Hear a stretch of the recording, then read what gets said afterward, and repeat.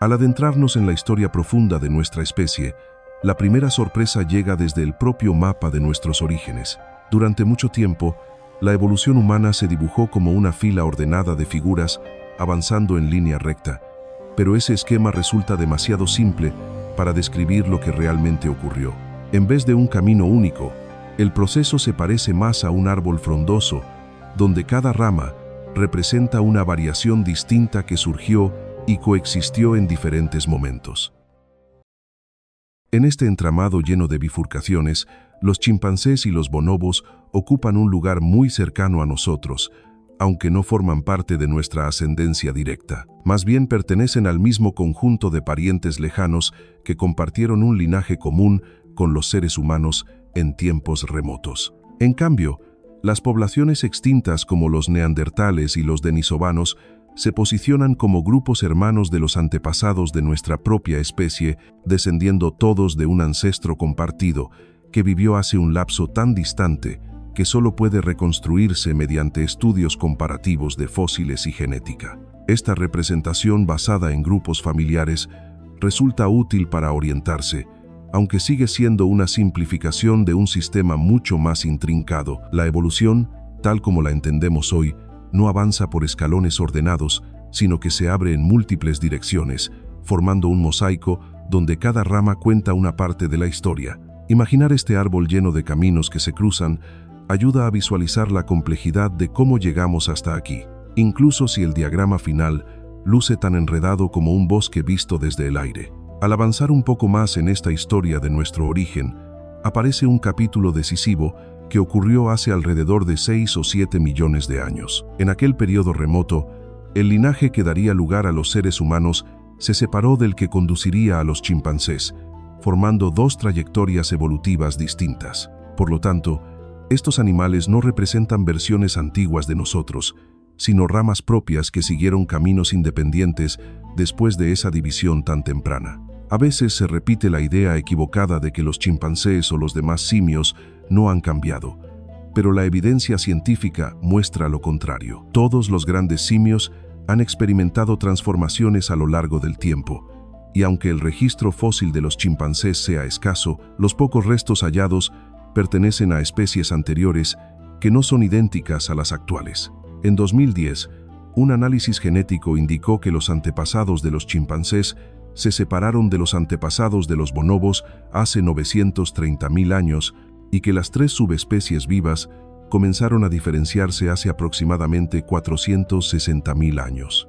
Incluso las poblaciones centrales y orientales se volvieron distintas solo hace 93.000 años. Por su parte, los humanos anatómicamente modernos existen desde hace unos 300.000 años, lo que deja claro que la afirmación de que ellos no evolucionaron y nosotros sí no tiene fundamento. Al observar a otros simios vivientes y sus parientes extintos, la línea argumental se refuerza.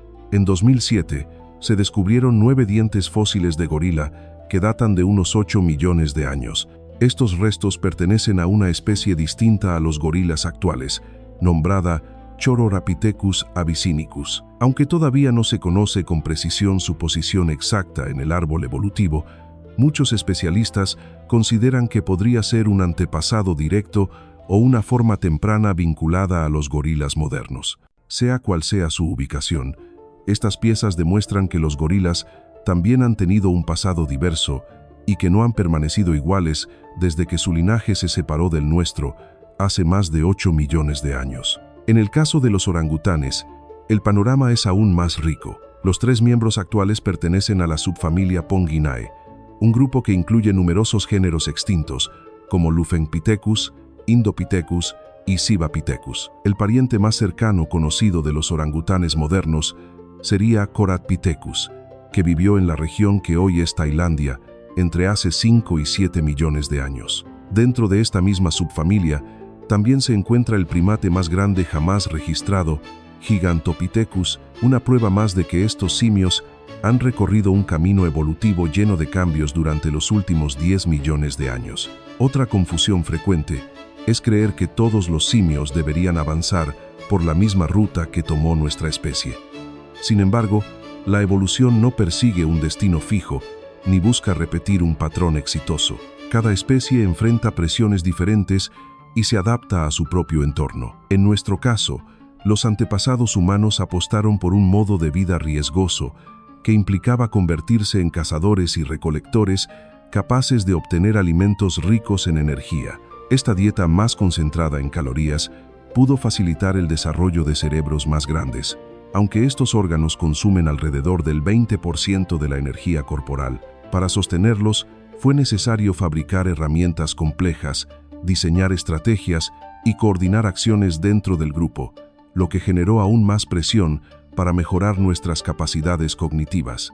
Los chimpancés, en cambio, se alimentan sobre todo de frutas y plantas. También cazan monos ocasionalmente, una conducta que requiere astucia y organización, lo que contribuye a su notable inteligencia. Aún así, su estilo de vida no demanda un cerebro mucho más grande, especialmente porque este órgano requiere un gasto energético elevado. En su entorno natural, ya dominan los recursos que necesitan y han sobrevivido tanto como los humanos modernos. Basta recordar que los chimpancés y los gorilas continúan existiendo, mientras que los neandertales, los denisovanos y muchas otras ramas de nuestra familia evolutiva desaparecieron. Para estos simios, no ha habido presión suficiente para abandonar la estabilidad de su nicho ecológico, ni para transformarse en algo distinto. Al retroceder hacia los orígenes más remotos de nuestro linaje, surge una imagen sorprendente de cómo vivían los primeros miembros de nuestra familia evolutiva. Aquellos ancestros tempranos eran muy parecidos a los chimpancés actuales, primates que dependían de los árboles para refugiarse, alimentarse y evitar a los depredadores. Esa forma de vida predominó hasta hace aproximadamente 4 o 5 millones de años, cuando comenzó un proceso lento y decisivo, la adopción gradual de la postura bípeda. El hecho de caminar sobre dos piernas fue una de las transformaciones más importantes que nos separó del camino seguido por los chimpancés. Pero esta transición no ocurrió de manera rápida. Durante más de 3 millones de años, distintas especies de homininos ocuparon paisajes que combinaban áreas boscosas dispersas con zonas más abiertas. En estos entornos mixtos, nuestros ancestros alternaban entre moverse erguidos en el suelo y utilizar los árboles como parte esencial de su rutina diaria. Durante mucho tiempo, se pensó que esta evolución hacia la bipedestación respondía a la llamada hipótesis de la sabana, que proponía que un clima más seco y con menos árboles obligó a nuestros antepasados a desplazarse en espacios abiertos. Sin embargo, esta explicación ha perdido fuerza en investigaciones recientes. Hoy se considera que los primeros australopitecos y otros homininos tempranos vivieron en paisajes variados donde todavía abundaban parches de vegetación arbórea. En consecuencia, la marcha bípeda no sustituyó de inmediato la vida arbórea, sino que coexistió con ella durante un largo periodo. Con el tiempo, los australopitecos se volvieron más dependientes del suelo, y finalmente, nuestros antepasados adoptaron un estilo de vida completamente terrestre. Abandonar los árboles, sin embargo, supuso un costo evolutivo. Ya no había ramas altas para escapar de los grandes depredadores que no podían trepar. Esta nueva vulnerabilidad incrementó las presiones selectivas sobre nuestros antepasados, impulsando cambios anatómicos y conductuales necesarios para sobrevivir. Mientras tanto, los chimpancés no siguieron ese camino. Para ellos, renunciar al dominio que poseen en los árboles habría sido desventajoso. Mantener una anatomía adaptada a la vida arbórea les permitió conservar un nicho seguro lejos de los depredadores terrestres. Los gorilas, en cambio, también viven en el suelo, pero tomaron una ruta distinta. Se hicieron enormes, fuertes e imponentes, capaces de defenderse por sí mismos. Al habitar regiones donde los únicos depredadores relevantes son los leopardos y no convivir con hienas o leones, pudieron mantenerse como animales dominantes durante millones de años. Su persistencia contrasta con la extinción de neandertales, denisovanos y otros parientes del ser humano, lo que evidencia que su estrategia ecológica sigue siendo eficaz. Los orangutanes representan otro ejemplo distinto. Son altamente arbóreos y dependen de la cobertura del bosque. Curiosamente, en lugares donde los tigres se han vuelto menos comunes, estas poblaciones han comenzado a pasar más tiempo en el suelo, lo que sugiere que la presencia de depredadores ha sido un factor clave para mantenerlos en lo alto de los árboles. Al llegar al final de este recorrido por nuestra historia evolutiva, surge una expresión que muchos repiten como una verdad absoluta: si algo funciona, déjalo como está. Bajo esa lógica, los simios actuales no tendrían motivo alguno para abandonar la seguridad de los árboles y arriesgarse a los depredadores del suelo. Y, en efecto, no lo hacen. El verdadero enigma no es por qué ellos permanecieron fieles a su nicho, sino qué llevó a nuestros antepasados a emprender un camino tan peligroso. La explicación combina transformaciones ambientales, cambios en la disponibilidad de recursos y adaptaciones complejas, un tema que amerita un análisis más profundo en otro momento. También es importante aclarar otra idea equivocada: la creencia de que los seres humanos representamos la obra maestra de la evolución. Esa visión centrada en la especie humana, conocida como antropocentrismo, ha influido en culturas, religiones y filosofías durante siglos. Pero desde la perspectiva científica, nuestra especie es solo una rama más del gran árbol de la vida, moldeada por las mismas fuerzas naturales que han dado forma a millones de organismos a lo largo del tiempo. Cuando hablamos de éxito evolutivo, existen criaturas mucho más perdurables que nosotros.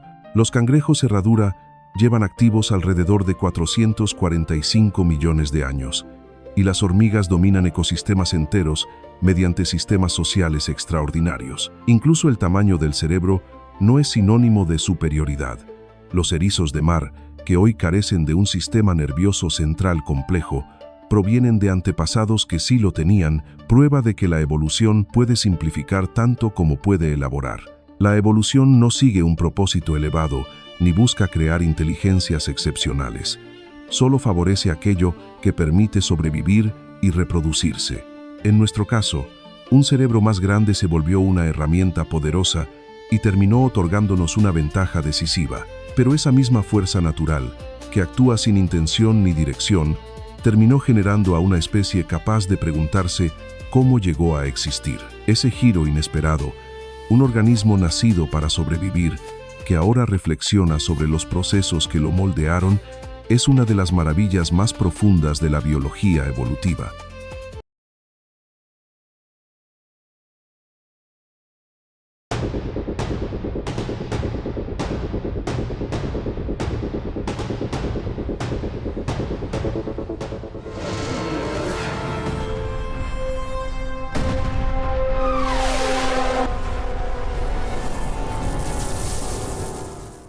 Hay muertes que hacen temblar a todo el planeta y hay muertes que te obligan a detenerte y preguntar: ¿en serio? Bajo capas de roca y sedimento de millones de años, hay historias tan extrañas que desafían la imaginación. Una hoja que se convierte en arma, una charca que se transforma en trampa mortal, un calamar que se vuelve una lanza clavada en la garganta de su presa. La naturaleza no necesita meteoritos ni volcanes para acabar con una vida. A veces, solo requiere el momento exacto y una ironía perfecta. A veces, la historia de la vida en la Tierra parece escrita por un autor serio, que de pronto decide incluir un chiste privado que nadie pidió. Y algunas de esas bromas se fosilizaron para que las encontremos millones de años después. Después de revisar varios registros fósiles, me topé con algunos que podrían competir por el título de las muertes más insólitas de la prehistoria. Y para comenzar, lo haremos con fuerza, porque este primer caso, o mejor dicho, conjunto de casos, es tan extraño como fascinante. Todo empieza en Ecuador, en el yacimiento fósil de Tanque Loma, un lugar que guarda los restos de miles y miles de huesos pertenecientes a perezosos terrestres gigantes. En concreto, hablamos de Eremotherium, un género de herbívoros colosales que dejaban a los perezosos modernos como simples miniaturas. Cada uno podía alcanzar alrededor de 4,5 toneladas de peso, medir unos 6 metros de largo y superar en altura a un humano por un factor de 3. Su tamaño y su esqueleto denso y robusto los acercaban más a un elefante que a cualquier pariente vivo actual. A pesar de su fortaleza, en Tanque Loma se han encontrado cerca de 2 docenas de estos gigantes caídos, todos fallecidos en un mismo intervalo de tiempo, estimado entre hace 18.000 y 23.000 años. Al principio, la causa parecía clara. Al igual que en los pozos de Brea de la Brea, en Estados Unidos, el yacimiento contenía asfalto natural, lo que sugería que los animales pudieron quedar atrapados y sepultados en una trampa pegajosa. Sin embargo, las pruebas no encajaban del todo. En este caso, el material bituminoso solo cubría parcialmente los huesos, a diferencia de la brea, donde los esqueletos suelen estar completamente impregnados. Con esa evidencia, la hipótesis de la muerte por brea se descartó. Lo que vino después fue aún más peculiar. Bajo las capas fósiles apareció un estrato compuesto por restos vegetales triturados y parcialmente digeridos. Dicho de forma sencilla, un depósito masivo de excrementos, lo bastante grande como para cubrir a un grupo de animales cuyo peso combinado habría superado las 80 toneladas. Este hallazgo, lejos de desconcertar al equipo, se convirtió en la pista clave para elaborar una hipótesis. Los propios perezosos habrían sido la causa de su desgracia. Durante una época de sequía, estos animales se habrían reunido en una depresión del terreno que entonces contenía agua y vegetación. Allí se alimentaban y, naturalmente, defecaban. Con el tiempo, las heces se acumularon hasta convertir la charca en un foco de bacterias, parásitos y otros patógenos. Al beber de ese mismo sitio contaminado, habrían contraído enfermedades graves que terminaron por aniquilar a gran parte del grupo. Aunque suena extraño, esta idea se apoya en un caso documentado en la década de 1970 en Tanzania, cuando una manada de aproximadamente 140 hipopótamos buscó refugio en una pequeña laguna durante una sequía. En pocas semanas, la acumulación de desechos volvió el agua tóxica y provocó la muerte de más de 100 ejemplares por infecciones o envenenamiento. El análisis del suelo en Tanque Loma indica que un escenario similar pudo ocurrir allí. La sequía forzó a los perezosos a concentrarse en un espacio limitado con recursos que, en circunstancias normales, habrían sido su salvación, pero que en este caso sellaron su destino de una manera tan lamentable como poco heroica. A veces, la naturaleza escribe tragedias que parecen chistes internos y, curiosamente, algunos de esos chistes están firmados por las ranas. No todas las muertes extrañas de la historia natural cargan con un aire sombrío. Algunas tienen un tinte casi irónico. Un ejemplo claro proviene de hace aproximadamente 45 millones de años, en la región de Heiseltal, Alemania, donde se halló un verdadero cementerio de anfibios. Los fósiles encontrados corresponden a cientos de ranas, posiblemente emparentadas con la familia Pelobatidae, un grupo que todavía cuenta con representantes vivos en la actualidad. En aquel tiempo, el área habría sido un extenso pantano, un refugio perfecto para estos animales. Sin embargo, la abundancia de cadáveres planteó un enigma. ¿Cómo es que un hábitat ideal terminó convirtiéndose en un escenario mortal para tantos ejemplares? Durante décadas, la respuesta parecía inalcanzable. Los restos no mostraban señales de enfermedad, vejez, depredación ni carroñeo. En apariencia, todos estaban en buen estado físico antes de morir. La única pista era la disposición y cantidad de los fósiles, algo que no ofrecía demasiadas certezas. En un inicio se propuso que el pantano se había secado repentinamente. No obstante, esta hipótesis se descartó pronto. En aquella región había suficientes humedales cercanos para que las ranas simplemente se desplazaran a otro sitio. Hace algunos años, tras observar el comportamiento de ranas y sapos actuales, los paleontólogos creen haber encontrado la clave. Notaron que, en muchas especies vivas, la temporada de apareamiento es tan intensa y breve que provoca un aumento notable de la mortalidad. El agotamiento físico puede acabar con algunos individuos durante o después de la cópula, y en ciertos casos las hembras, empujadas y sujetadas bajo el agua por varios machos a la vez, terminan ahogándose. Los estudios sugieren que las ranas de Heiseltal pasaban la mayor parte de su vida en tierra firme, regresando al pantano únicamente para reproducirse. Esto implica que no eran nadadoras expertas, lo que aumentaba el riesgo de accidentes fatales durante estas aglomeraciones reproductivas. Cabe señalar que los eventos de mortalidad masiva en anfibios no son exclusivos del pasado fósil. Hoy en día, las poblaciones de ranas en todo el mundo enfrentan amenazas severas, desde la pérdida de hábitat hasta enfermedades emergentes, colocándolas peligrosamente cerca del umbral de la extinción. A veces, las muertes más improbables parecen obra de un guionista con humor seco. No buscan la risa, pero dejan una ceja levantada durante millones de años. Con esa idea en mente, sigamos este pequeño inventario de finales fósiles rarísimos, contados con calma, precisión y una pizca de ironía para que el asombro respire sin caer en el espectáculo. Aunque lo de las ranas de Hazeltal pueda sonar a comedia negra si se mira desde muy lejos, ahogarse nunca es una buena manera de terminar. Si hay una atenuante, es que el desenlace suele ser rápido, sobre todo cuando se compara con otras muertes que la prehistoria guardó con más saña. Y justo ahí entra uno de los casos más extraños, el de un pterosaurio cuyo final no lo decide un depredador ni un cataclismo, sino una hoja rígida usada por el azar como si fuera una lanza. No existe, hasta donde se ha documentado, otro fósil que cuente algo igual. Para abrir con paso firme, viajemos al Cretácico temprano de lo que hoy es Brasil. Allí vivió Ludodactylus, un pterosaurio de buen tamaño cuyo perfil recuerda, curiosamente, a los pteranodontes de los juguetes infantiles. El ejemplar más célebre, el holotipo, es decir, el individuo que define los rasgos de la especie, conserva una escena que parece un chiste muy serio. En la mandíbula inferior quedó incrustada una hoja larga y dura de yuca, planta que en varios países recibe apodos como aguja de Adán o bayoneta española por la rigidez y punta de sus hojas. Conviene aclarar un detalle para no extraviarse. Ludodactylus no era herbívoro. Sus dientes curvados y puntiagudos están hechos para sujetar presas móviles, no para triturar fibras vegetales. La explicación más prudente, por lo tanto, habla de accidente y no de alimentación. Al volar a gran velocidad, el animal chocó con una planta de yuca y una de sus hojas se le clavó en la parte baja de la mandíbula. El resultado fue una herida dolorosa y, sobre todo, incapacitante.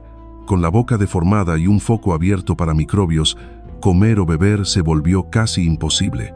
La infección y el desgaste energético hicieron el resto. A la fecha, no hay otro fósil que documente una muerte causada por una hoja, lo que no sorprende por lo improbable del encadenamiento de eventos, pero sí subraya lo rigurosa que puede ser la mala suerte. Para mantener el pulso sin perder la línea de lo insólito, cambiemos del aire a la madera. Las plantas no planean nada, pero en paisajes agitados por fuerzas mayores, pueden convertirse en instrumentos letales. Un ejemplo contundente llega desde Tanis, en Dakota del Norte, un yacimiento singular porque conserva organismos que murieron directamente a consecuencia del impacto del gran asteroide del final del Cretácico. Allí se reportó una tortuga del Cretácico atravesada por un tronco. No fue un duelo entre árbol y reptil, sino el producto de un entorno que, por un corto lapso, se volvió mecánica pura, agua que oscila con violencia, sedimentos que se movilizan como cemento líquido, objetos inertes que de pronto se comportan como proyectiles. Para dimensionar la escena, conviene observar el conjunto. En Tanis aparecieron peces de agua dulce y peces de agua salada mezclados en un mismo depósito, a kilómetros tierra adentro. Sus branquias estaban cargadas de microtectitas, pequeñas esferas de vidrio natural que se forman cuando el material expulsado por un impacto se funde, se enfría durante el vuelo en la atmósfera y regresa como una lluvia mineral. También se han descrito esferulitas en galerías de insectos y restos de vertebrados conservados en 3 dimensiones, algo menos común que la típica hoja prensada que deja la presión de los sedimentos. Esa preservación volumétrica permite leer orientaciones, superposiciones y fracturas con una precisión que vuelve más nítida la secuencia de los hechos. La distancia suma un grado de asombro. Tanis está a unos 3.000 kilómetros del punto de impacto, un trecho similar a viajar de El Cairo a París, y aún así la región recibió una cadena de golpes, terremotos intensos, una potente onda de choque atmosférica, una lluvia de esferas vítreas incandescentes y olas tipo Seiche, oscilaciones violentas en cuerpos de agua interiores que pudieron alcanzar 100 metros de altura. Desde esa coreografía de fuerzas, no es raro que un tronco termine clavado en una tortuga, ni que diferentes linajes de peces aparezcan revueltos muy lejos del mar. Por cierto, vale la precisión. Hablar de peces que inhalaron lava suena vistoso, pero no es exacto. Lo que se ha observado son branquias cargadas de vidrio natural, producto del impacto, no de roca fundida volcánica. Tanis guarda además una condición práctica. Parte del material proviene de terrenos privados, así que no todo puede investigarse o exhibirse de inmediato. Es razonable pensar que aún quedan piezas por describir y que el retrato se irá afinando con publicaciones futuras. Aún con esa cautela, el sitio ya cumple con algo raro en paleontología. Ofrece escenas que no solo muestran qué murió, sino cómo y en qué orden ocurrieron los eventos. Para pasar de una violencia a otra, miremos hacia Capadocia, en la actual Turquía, donde el paisaje parece de otro planeta. Rocas blandas talladas por agua y viento sobre capas antiguas de ceniza y lava. Tres grandes centros volcánicos que estuvieron activos en distintos momentos del pasado aportaron el material que luego la erosión convirtió en valles y torres. En 2012, un equipo describió allí el cráneo de un rinoceronte perteneciente a un linaje extinto, emparentado de manera lejana con el rinoceronte blanco moderno que se clasifica en el género Ceratotherium, aunque no se trata del mismo género. En vida, este animal debió alcanzar más de 2 toneladas. Sin embargo, su cráneo cuenta una historia de vulnerabilidad. La superficie externa luce texturas ásperas y corrugadas, y el interior de los dientes aparece quebradizo y erosionado, huellas compatibles con temperaturas superiores a 400 grados Celsius. La explicación con más apoyo es directa. El rinoceronte quedó expuesto a un calor extremo asociado a coladas o a depósitos muy calientes y, poco después, fue alcanzado por un flujo piroclástico, una corriente de gas, ceniza y fragmentos de roca que desciende a gran velocidad, lo que desmembró su cuerpo. El cráneo quedó aislado y sorprendentemente bien preservado, mientras el resto se perdió en el torbellino. Es una escena dura, pero científicamente clara. La extraña relación entre rinocerontes y volcanes suma otra viñeta en el estado de Washington, al noroeste de Estados Unidos. Allí se encontró, hace aproximadamente un siglo, una cueva con la forma inequívoca de un rinoceronte invertido. No es casualidad, se trata de un molde natural. La historia más plausible relaciona la cavidad con un individuo de Diceratherium, un rinoceronte de 2 cuernos que vivió entre el Oligoceno tardío y el Mioceno. La secuencia probable se puede contar sin prisas. El animal estaba en un cuerpo de agua, quizá descansando en una orilla somera, cuando comenzó una erupción. Antes de que la lava tocara el borde, el calor radiante y los gases tóxicos fueron suficientes para matarlo. El cadáver, ya inerte, flotó hinchado con la espalda hacia abajo, una postura común en mamíferos grandes que mueren en el agua. Cuando la colada llegó al estanque, envolvió el cuerpo. El agua exterior enfrió la superficie de la lava con rapidez, formando un caparazón pétreo alrededor del animal. Con el tiempo los tejidos se descompusieron y el molde quedó vacío. Millones de años después, la erosión abrió la cavidad y reveló el negativo perfecto de aquel rinoceronte. Es un final extraño, pero totalmente coherente con los procesos físicos involucrados. De hojas afiladas a troncos proyectados, de olas interiores a avalanchas de ceniza, el hilo común no es la espectacularidad, sino la conjunción de contexto biológico y fuerzas físicas. Ludodactylus dominaba el aire hasta que la geometría de una hoja le cerró la boca en el peor sentido. La tortuga vivía en un sistema acuático que, por unas horas, se volvió un engranaje brutal. El rinoceronte de Capadocia sobrevivía en llanuras volcánicas hasta que el calor excedió con holgura los límites de cualquier tejido vivo. El molde de Washington necesitó una sincronía precisa de agua y lava. La paleontología no entrega moralejas, pero sí mapas, muestra mecanismos, no solo finales. Para conservar el tono claro sin renunciar a la precisión, vale traducir algunos términos. Un flujo piroclástico no es una nube misteriosa, sino una mezcla densa de gas caliente y partículas finas que desciende a gran velocidad. Una ola tipo Seiche no es un capricho poético, sino una oscilación establecida en lagos y ríos por sacudidas sísmicas o cambios bruscos de presión atmosférica. Su frente puede comportarse como un tsunami interior. Las microtectitas no son lava respirada, sino gotas de vidrio formadas en el impacto y depositadas luego como lluvia mineral. Y cuando se habla de preservación en 3 dimensiones, se alude a cuerpos que no quedaron aplastados. Esa característica permite medir direcciones en fracturas y relaciones espaciales con un detalle imposible en fósiles prensados. Después de recorrer estas historias, queda una sensación doble. Por un lado, la rareza genuina, una hoja que se vuelve arma, un tronco que atraviesa un caparazón, una cavidad con la silueta perfecta de un mamífero gigantesco. Por otro, la serenidad de saber que todo encaja con lo que describen la física, la geología y la biología. No hace falta adornar ni forzar metáforas grandilocuentes. con placas que se mueven, atmósfera que vibra, agua que oscila y organismos que habitan nichos, el catálogo de desenlaces posibles es más amplio de lo que sugiere la intuición. Volviendo al punto de partida, no todas las muertes extrañas son divertidas, ni deberían serlo. Pueden contarse, eso sí, con un pulso que permita respirar entre dato y dato. Ludodactylus y su hoja, la tortuga de Tanis y su tronco, el rinoceronte de Capadocia cocido por calor volcánico, el molde de Diceratherium forjado por agua y lava, piezas de un rompecabezas que no busca morbo, sino comprensión. Convertir las cifras en palabras ayuda a mantener el ritmo y recuerda que detrás de cada número hay procesos reales. Y si algo enseña este recorrido, es que la naturaleza no necesita exageraciones para resultar extraordinaria.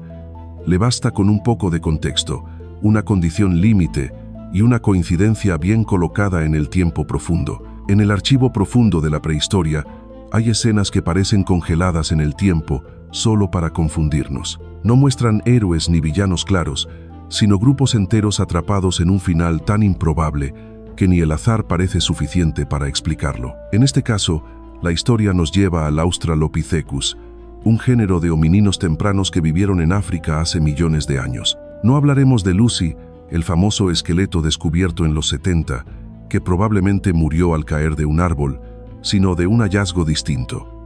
El conjunto fósil conocido como AL-333, apodado la primera familia. Este yacimiento se localiza en el Triángulo de Afar, Etiopía, y ha sido datado en aproximadamente 3.200.000 años de antigüedad. Contiene restos óseos y dentales de más de 17 individuos de Australopithecus, de edades variadas, que aparentemente formaban parte del mismo grupo social. La coincidencia de que todos murieran en el mismo lugar y casi al mismo tiempo es extremadamente rara para especies humanas tempranas, lo que explica el enorme interés científico que ha despertado. El misterio no se limita a lo que se encontró, sino también a cómo murieron. En un inicio, la hipótesis más aceptada fue que un aluvión repentino, una inundación breve y violenta, acabó con ellos. Este tipo de evento es relativamente común en muertes masivas de animales. Sin embargo, el análisis de los sedimentos en la zona no respaldó esa idea. No había las señales típicas de arrastre y depósito de agua en gran escala.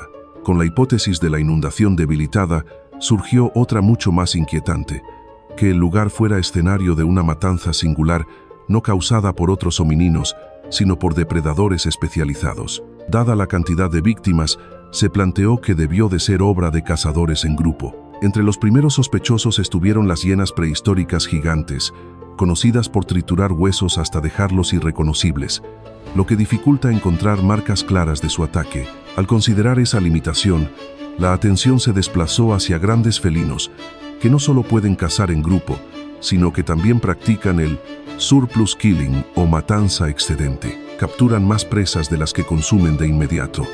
Además, estos felinos evitan roer huesos grandes, aunque a veces ingieren huesos pequeños por accidente o para obtener calcio. Curiosamente, en AL-333 faltan de manera notable muchos huesos de manos y pies, justo los más pequeños y fáciles de tragar. Esto llevó a señalar como principales sospechosos a felinos de dientes de sable como Homotherium, Megantherion o Dinophelis.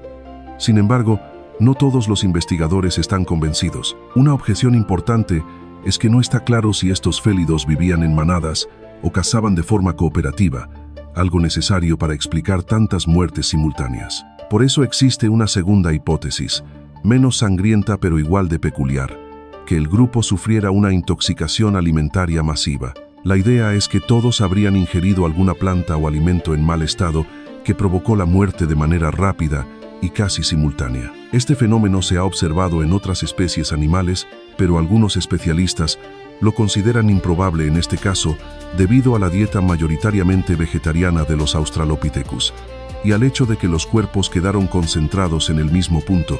En consecuencia, el caso de AL-333 sigue envuelto en incógnitas. Lo que sí sabemos es que se trata de uno de los ejemplos más raros y valiosos de muerte colectiva en homininos tempranos, y que, al menos por ahora, tendremos que conformarnos con hipótesis y debates mientras las pruebas definitivas siguen sin aparecer. En el registro fósil, A veces dos historias se cruzan de una forma tan literal que terminan unidas para siempre, aunque no fuera la intención de ninguno de los protagonistas. Este caso peculiar proviene del Jurásico y no involucra a un solo animal, sino a dos: el pez Tharsis y un cefalópodo contemporáneo llamado Belemnites, un pariente lejano de los calamares actuales. Desde hace algunos años comenzaron a aparecer fósiles que contenían a ambas especies en una posición muy particular. El cefalópodo estaba alojado dentro del pez, no a su lado, sino atravesando su cuerpo. Lo más extraño es que no se trata de un ejemplar aislado. Varios fósiles con la misma configuración han sido encontrados, lo que llevó a más de un investigador a preguntarse qué estaba ocurriendo en esos mares jurásicos. Identificar quién atacó a quien parecía el primer paso lógico, pero resultó más complicado de lo esperado. Por un lado, las belemnitas poseían un rostrum, una estructura interna dura, similar a un proyectil que, en teoría, podría perforar tejidos a gran velocidad. Sin embargo, no existe evidencia de que usaran esta parte para embestir presas, y mucho menos para enfrentarse a un pez del tamaño de Tharsis. Por otro lado, el propio Tharsis era más grande, pero su dieta era de microcarnívoro.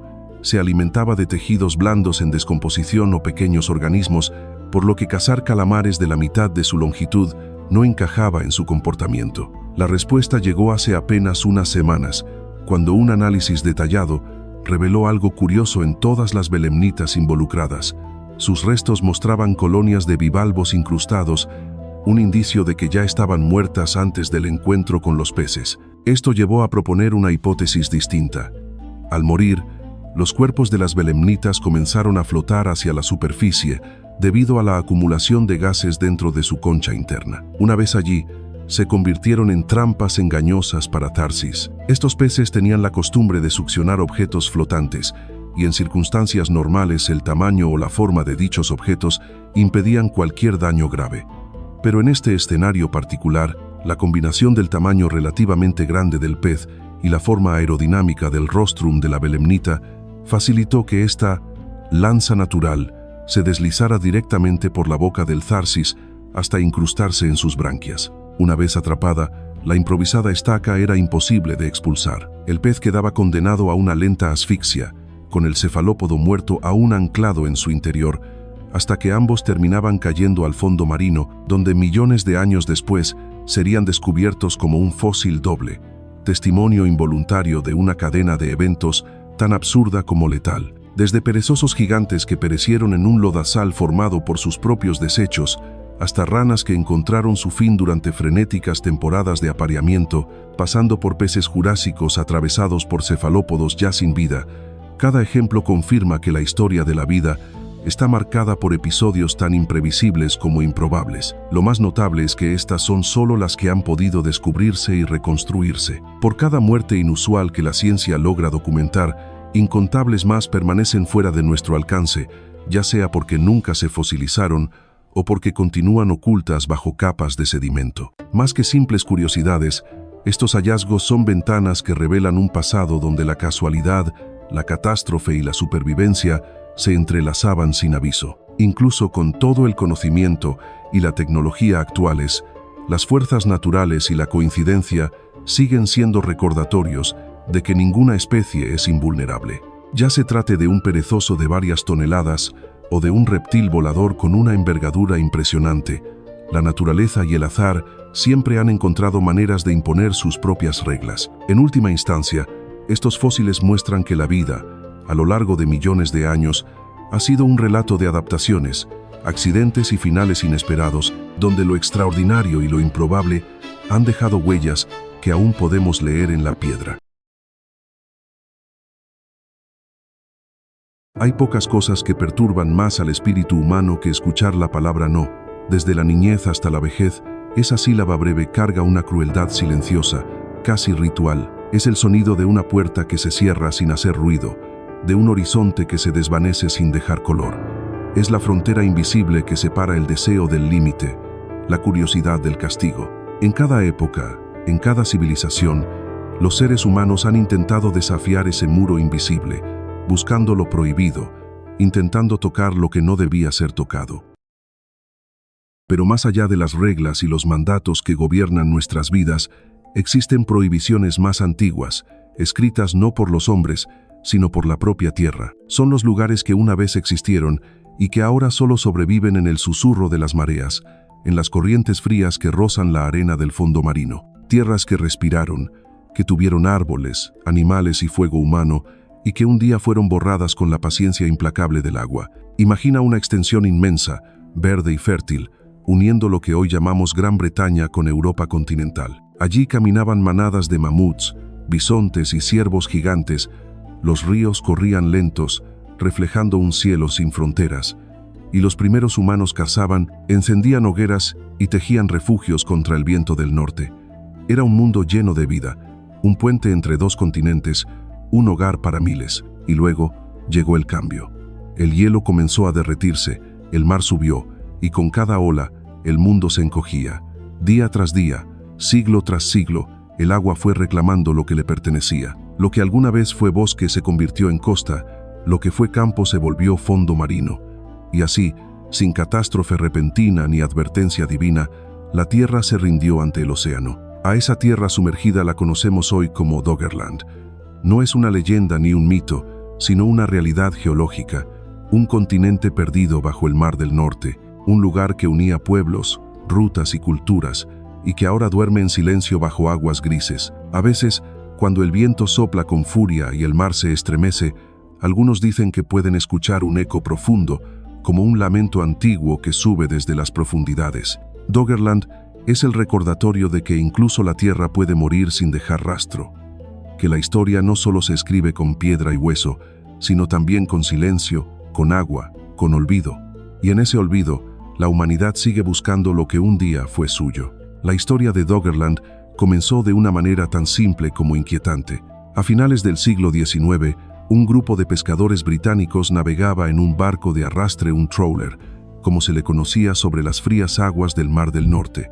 No esperaban encontrar nada fuera de lo común, solo redes llenas de bacalao y fango. Pero aquella jornada, mientras la lluvia caía en oblicuo y el viento gemía sobre las velas, las redes subieron cargadas con algo extraño, fragmentos de plantas, raíces, restos de tierra que parecían provenir de un lugar que ya no existía. Era como si el fondo del mar respirara recuerdos de un mundo enterrado. Los hallazgos se volvieron más extraños con los días. De entre el limo emergieron huesos pulidos, trozos de madera oscura y un pedazo de turba compacta, una masa vegetal endurecida que escondía un artefacto insólito, una punta de asta con muescas talladas. Aquellas pequeñas espinas eran la prueba de que una mano humana la había trabajado. Sin saberlo, los pescadores habían rescatado del abismo una reliquia de la Edad de Hielo, datada entre 6.000 y 12.000 años atrás. Esa revelación encendió una sospecha fascinante. Bajo las aguas del Mar del Norte dormía un mundo perdido. Décadas más tarde, en los años 90, un paleontólogo retomó aquella idea y trazó los primeros mapas especulativos de esa tierra sumergida. La llamó Doggerland, y el nombre se quedó para siempre. Esos mapas, más fruto del ingenio que de la certeza, impulsaron una nueva ola de investigaciones. Los estudios sísmicos, una técnica que permite observar el subsuelo mediante ondas sonoras, confirmaron que esa masa continental realmente existió, revelando antiguos ríos, valles y costas olvidadas. Los orígenes de Doggerland se remontan a unos 120.000 años atrás, durante el comienzo del último ciclo glacial, una fase particularmente fría de la Gran Edad de Hielo que ha perdurado más de 125.000 años. Fue en ese tiempo cuando el hielo se extendió y el nivel del mar descendió drásticamente, dejando al descubierto vastas llanuras que unían las islas británicas con Europa. A esa franja terrestre, visible solo durante los periodos más fríos, le daríamos después el nombre de Doggerland. El clima era severo. Los vientos cortaban la piel y el suelo, aunque fértil en épocas más templadas, a menudo se cubría de escarcha. Según la estación, el paisaje cambiaba. Tundras inmensas en los inviernos, praderas y bosques en los veranos interglaciares. Colinas onduladas, lagunas y pantanos formaban un mosaico de vida. En esas tierras coexistieron leones, lobos, hienas, mamuts, bisontes, ciervos, uros y rinocerontes lanudos. También, por supuesto, los humanos, aunque sería más correcto decir nuestros primos, Los restos más antiguos hallados en Doggerland pertenecen a un joven neandertal, encontrado a 16 kilómetros de la costa de Zelanda, con una antigüedad de 40.000 años. Su cráneo fragmentado, rescatado de las profundidades, no solo cuenta la historia de un individuo, sino la de un continente entero que desapareció sin dejar rastro. Entre las redes del Mar del Norte no solo aparecieron huesos o raíces. Con el paso de los años surgieron también herramientas, cuchillas de sílex, puntas de lanza y fragmentos trabajados que llevaban la huella inconfundible de los neandertales. Aquellos utensilios demostraban que nuestros antiguos parientes habían usado Doggerland como un vasto territorio de caza y recolección. Pero el tiempo no se detuvo. Miles de años después, otra especie cruzó las mismas llanuras. Homo sapiens llegó al corazón de Doggerland, compartiendo por un breve instante aquel espacio con los últimos neandertales. Se ha planteado que hubo contacto entre ambos, aunque las pruebas siguen siendo escasas. El esqueleto más antiguo de un humano moderno hallado en la región tiene apenas 13.000 años, y la mayoría de los restos pertenecen al período mesolítico, entre 15 y 5.000 años atrás. Durante esa época, el clima del planeta se había suavizado. Los glaciares retrocedían y el hielo derretido creaba costas infinitas, marismas saladas, bancos de lodo y playas interminables. En el interior, los ríos, lagunas y pantanos transformaron Doggerland en un jardín inmenso. Muchos arqueólogos lo consideran la región más próspera de Europa para la caza y la pesca de aquel tiempo, y la evidencia respalda esa idea. Miles de herramientas de piedra, hachas, martillos, azuelas y más de 2.000 puntas con púas han sido recuperadas del fondo marino. Los estudios genéticos sugieren que aquellos pueblos pertenecían en su mayoría al haplogrupo I, grupos de cazadores-recolectores adaptados a la dureza del norte. Entre ellos destacaban las comunidades de la cultura maglemosiense que habrían ocupado los bosques y llanuras del este. La mayoría era nómada, pero algunos levantaron refugios cubiertos con corteza, siguiendo las orillas de los lagos y las mareas. Se estima que unas 10.000 personas vivían en Doggerland al mismo tiempo, hombres, mujeres y niños, que no conocían el futuro trágico de su hogar, porque aquel paraíso estaba condenado. Hace entre 12.000 y 11.000 años, el período interglacial llegó a su fin. El clima se tornó cálido, y durante un breve instante la vida floreció aún más. Pero pronto el hielo que quedaba empezó a ceder, y las aguas se levantaron con lentitud implacable. A medida que el peso del hielo desaparecía, el suelo comenzó a hundirse, inclinando todo el territorio. El mar avanzaba cada estación, devorando costas, bosques y aldeas, obligando a sus habitantes a huir tierra adentro. El golpe final llegó hace unos 8.200 años. Una parte de la plataforma continental noruega colapsó, provocando el gigantesco deslizamiento de Storega. De las profundidades surgió un tsunami colosal, con olas tan altas como edificios de 8 pisos que se estrellaron contra las costas de Doggerland y las islas vecinas. Se calcula que una cuarta parte de la población mesolítica de Gran Bretaña desapareció aquel día. Después, el mar siguió su obra en silencio. Las últimas colinas verdes se hundieron hace unos 7.000 años, y lo que alguna vez fue un continente vibrante se convirtió en un lecho oscuro de arena y algas. Así terminó Doggerland, un mundo real, borrado como un sueño, otro Atlántida nacida de la memoria y del agua. Si uno observa hoy el mapa del sudeste asiático, resulta casi imposible imaginar lo que allí existió alguna vez. Entre miles de islas cubiertas de selva, bañadas por un mar cálido y azul, hubo un tiempo en que todo ese archipiélago fue una sola tierra, donde hoy hay océano. Antes hubo bosques, llanuras y ríos que serpenteaban bajo un sol incansable. Aquel territorio perdido se llamaba Sundaland, y su historia se extiende como una sombra que cubre 2 millones de años. Pero su apogeo llegó mucho después, en el último máximo glacial, hace unos 26.000 años, cuando las masas de hielo cubrían buena parte del hemisferio norte. El nivel del mar cayó más de 120 metros, y el gigante emergió por completo, mostrando un cuerpo de 4 millones de kilómetros cuadrados, más vasto que toda la India. A diferencia de Doggerland, su hermano del norte, Sundaland no fue un páramo congelado. Al hallarse sobre el ecuador, respiraba calor y humedad. Las temperaturas eran apenas 3 o 4 grados centígrados menores que las actuales, lo suficiente para templar la atmósfera, pero no para apagar la vida. Los vientos traían lluvias interminables, que alimentaban bosques de árboles gigantes, sabanas doradas y marismas donde el barro y la flor convivían. En las montañas, algunos glaciares sobrevivían como reliquias de un mundo frío, pero en el llano, la tierra hervía de movimiento. Los volcanes rugían sin descanso, su fuego iluminaba la noche y fertilizaba el suelo. Era un paraíso primitivo, donde la creación y la destrucción se daban la mano. En ese escenario prosperó una fauna asombrosa.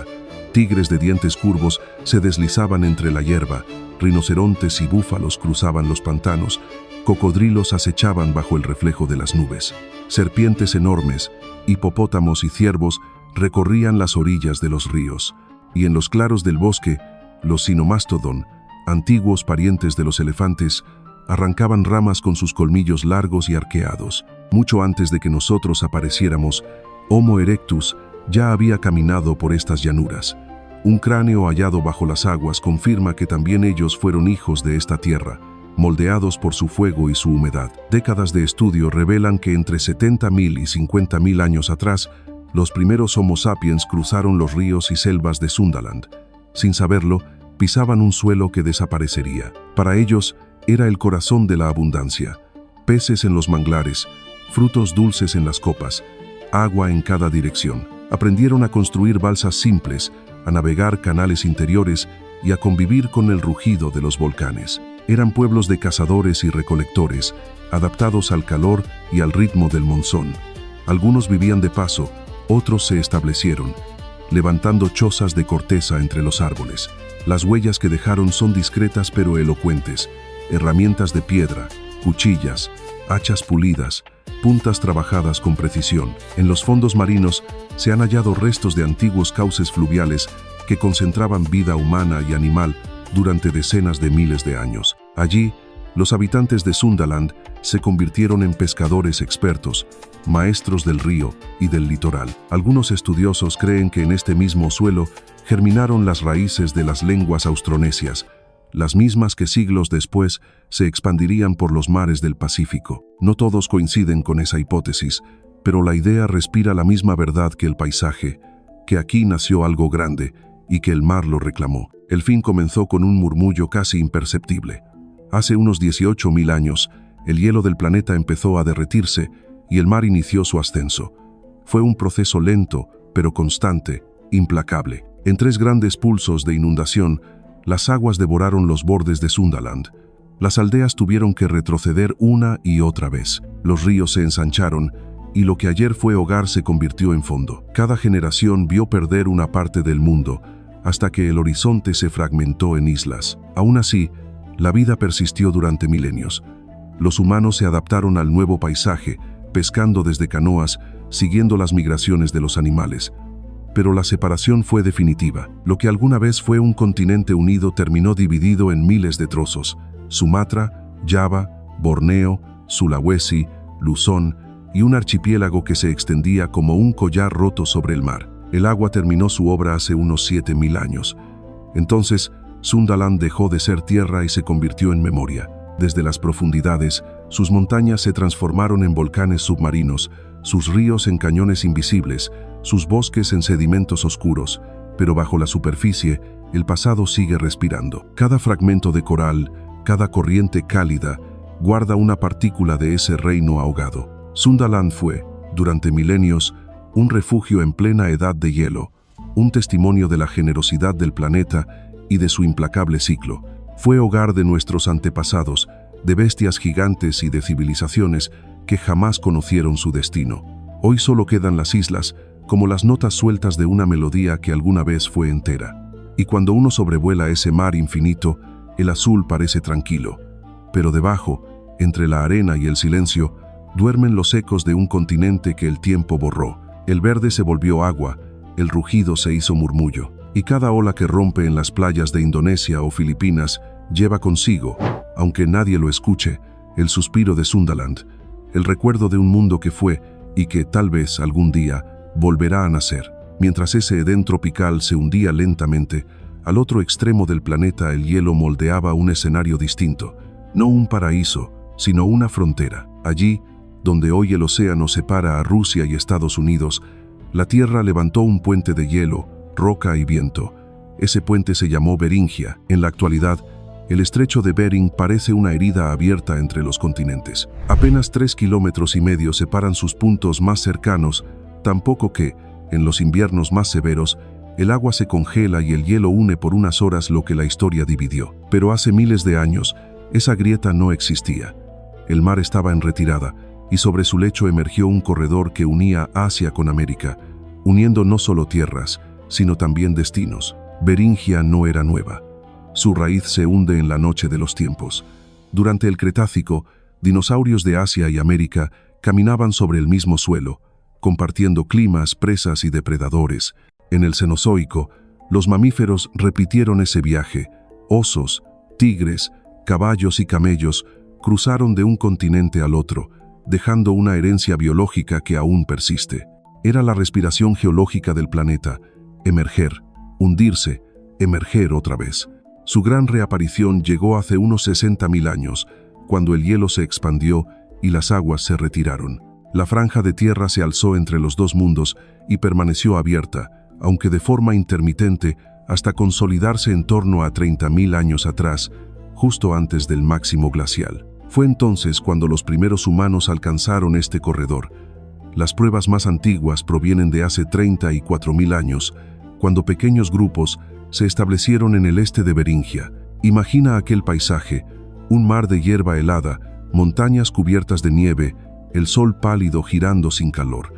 El aire era tan seco que las palabras se rompían al salir de la boca, y sin embargo, allí había vida. Los cazadores encendían fogatas alimentadas con huesos de mamut, fabricaban puntas de piedra, y algunos, según las huellas quemadas en el suelo, tal vez incendiaban los matorrales para atraer a las presas. Sobrevivían en el borde del mundo, entre la oscuridad y el hielo. A medida que el frío aumentaba, Beringia crecía. El mar seguía retrocediendo y el puente se ensanchaba hasta alcanzar más de 1.000 kilómetros de ancho, cubriendo una extensión equivalente a toda Columbia Británica y Alberta juntas. Era un reino inmenso de tundra y viento, atravesado por manadas de mamuts, bisontes y renos. Pero no era el desierto blanco que imaginamos.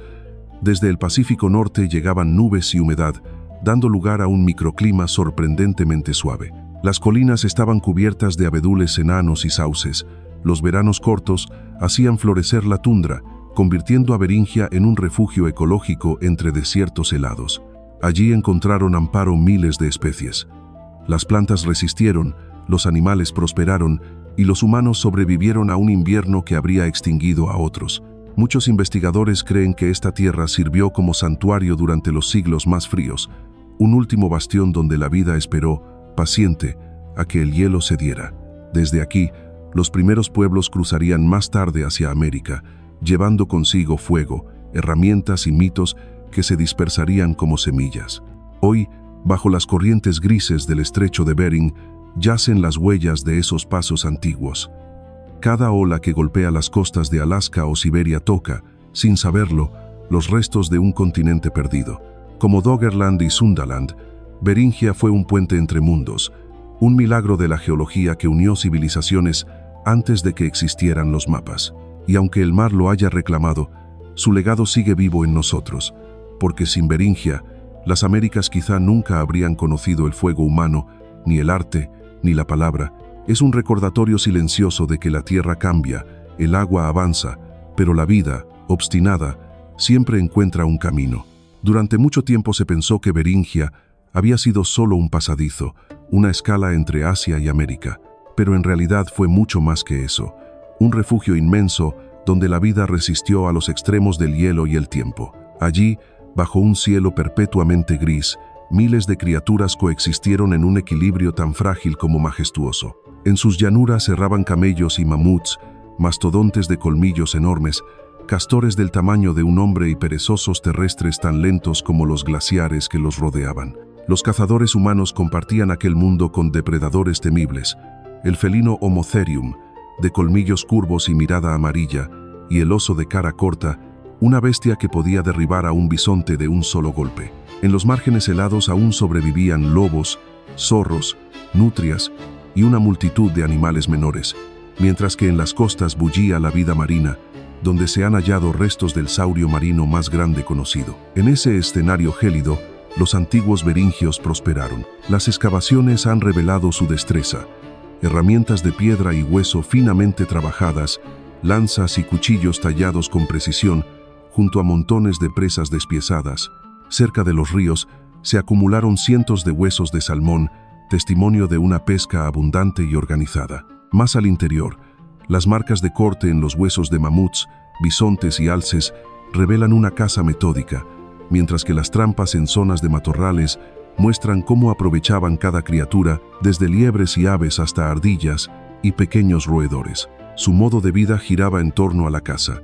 En el yacimiento del río Upward Sun, los arqueólogos descubrieron una red de campamentos temporales Spike Camps, donde los cazadores almacenaban recursos antes de llevarlos al asentamiento principal.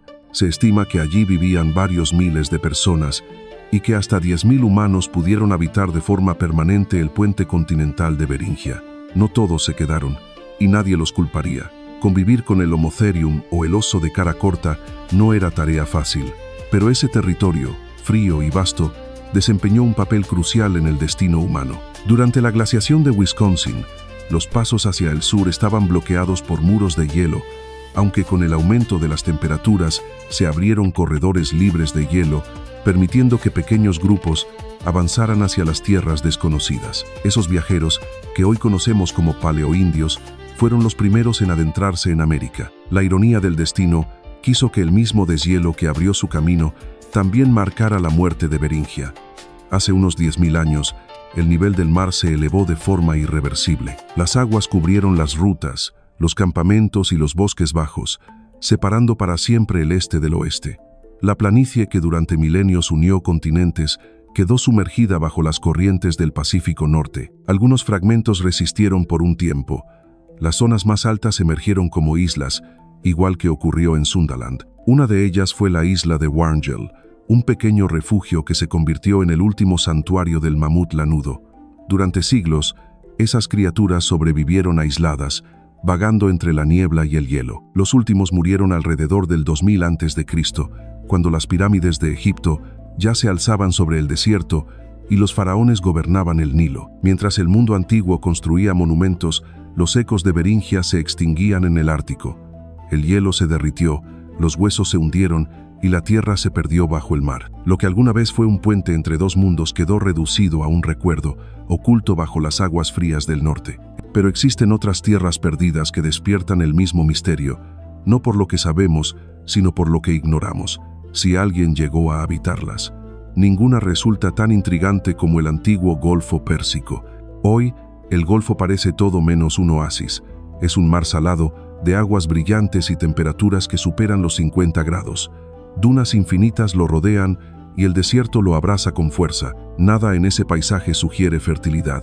Sin embargo, hubo un tiempo en que lo fue. Según los estudios batimétricos de un investigador británico, hace unos 125.000 años, al inicio del último ciclo glacial, el fondo del actual golfo estaba por encima del nivel del mar. Era una extensión de tierra abierta al aire, una planicie cálida y húmeda que creció cada vez que el nivel oceánico descendía, llegando a superar en tamaño a Gran Bretaña. A diferencia de las arenas estériles que hoy dominan la región, aquella tierra recibía agua dulce de los ríos Tigris, Éufrates, Karun y Wadi Batin, además de manantiales subterráneos que emergían de las rocas. El resultado fue lo que el investigador llamó el oasis del Golfo, un refugio dentro del desierto, cubierto por manglares, lagos, pantanos, estuarios y corrientes. Un mosaico de vida que contrastaba con el mundo árido que lo rodeaba. La gran pregunta es si los humanos alguna vez lo habitaron. Sabemos que para entonces ya existíamos, pero ¿llegamos a caminar sobre esa tierra fértil?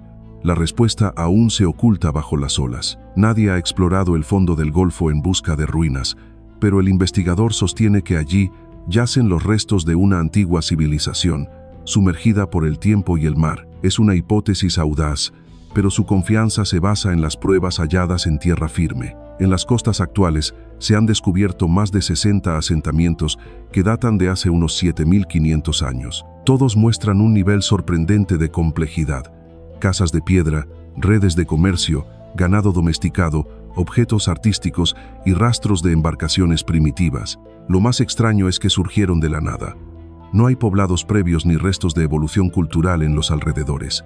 Simplemente el desierto y, de pronto, comunidades avanzadas junto al mar.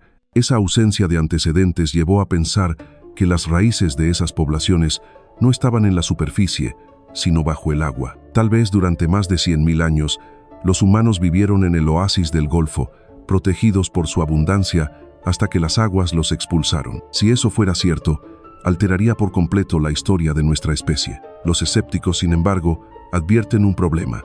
Los modelos migratorios más aceptados indican que los humanos modernos salieron de África hace apenas entre 70.000 y 50.000 años, mucho después del inicio del ciclo glacial. Si el oasis existió y fue habitado antes, ¿quiénes eran entonces sus moradores?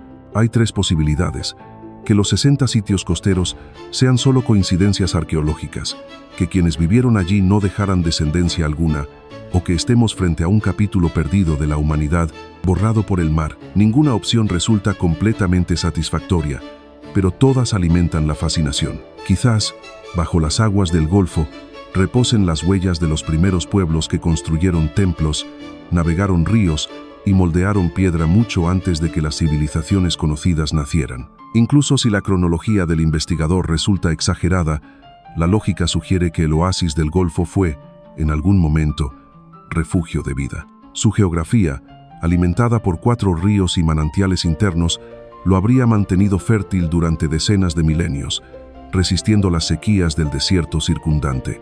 Y cuando el hielo alcanzó su punto máximo, el oasis se extendió aún más, ofreciendo un último refugio a las especies que huían del calor y la escasez.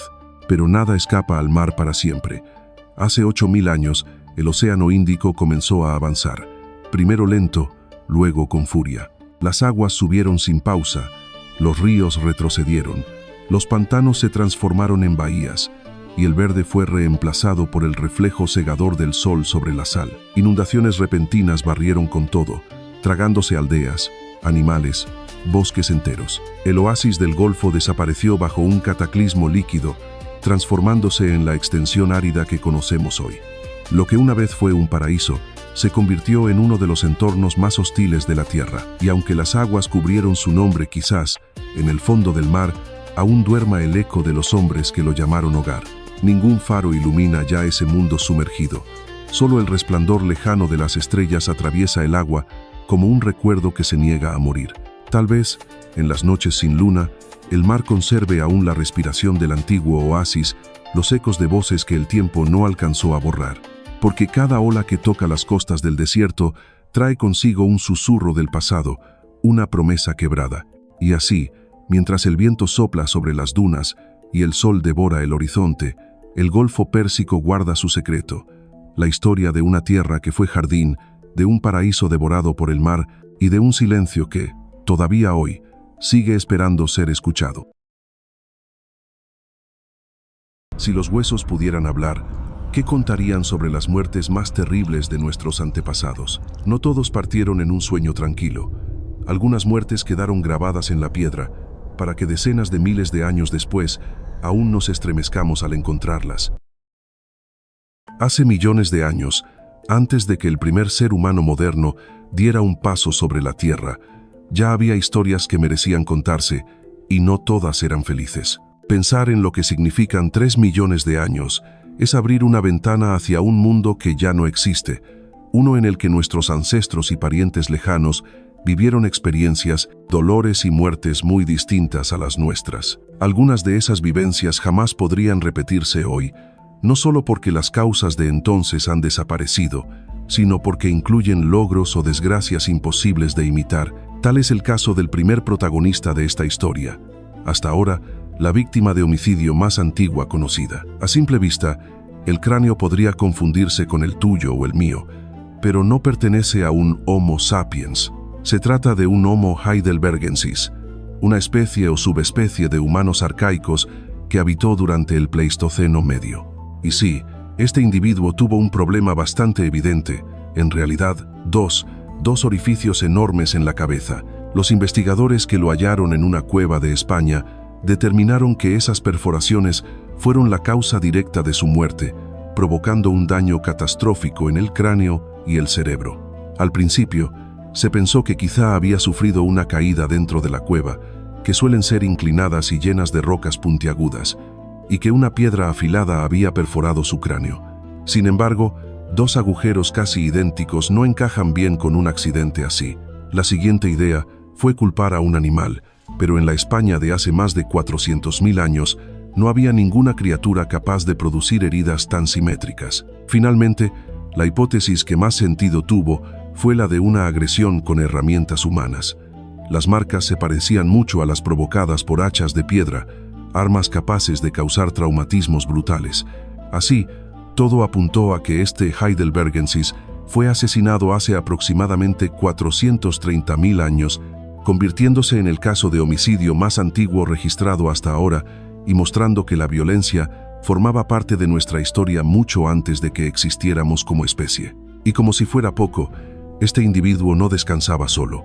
En la misma cueva aparecieron miles de huesos pertenecientes a otros miembros del género Homo, algunos con señales de haber sufrido un destino similar. Ninguno, sin embargo, tan antiguo como el de nuestro protagonista. En lo profundo del tiempo, mucho antes de que nuestra especie siquiera existiera, ya había lugares que podían contar historias sombrías. Uno de ellos es una cueva que, según la hipótesis más aceptada, habría funcionado como uno de los primeros sitios de entierro colectivo.